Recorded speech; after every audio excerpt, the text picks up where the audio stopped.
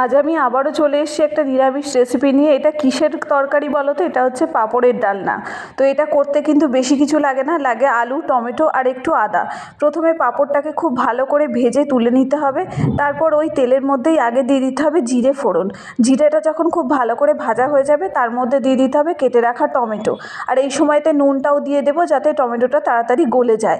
টমেটোটা ভালো করে গলে আসলে এর মধ্যে দিয়ে দিতে হবে গ্রেট করে রাখা আদা। আদাটা দিয়েও খুব ভালো করে ভাজা করে নিয়ে এতে দিতে হবে হলুদ গুঁড়ো, লঙ্কার গুঁড়ো, জিরের গুঁড়ো। তারপর মশলাটা খুব ভালো করে কষিয়ে দিয়ে দিতে হবে আলু। আলুটা দিয়েও খুব ভালো করে কষিয়ে পরিমাণ মতো মিষ্টি দিয়ে এবার দিয়ে দিতে হবে ঝোলের জন্য জল। জলটা যখন খুব ভালো করে ফুটে উঠবে তখন ভেজে রাখা পাঁপড়গুলোকে একটু ভেঙে দিয়ে দিতে হবে।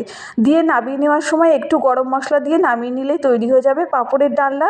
বাড়িতে ট্রাই করে দেখো, আশা করি খুব ভালো লাগবে। আর নিরামিষ দিনে এরকম রেসিপি কিন্তু আমাদের সবার খুব ভালো লাগে। আর এইরকম রেসিপি পেতে আমার চ্যানেলটাকে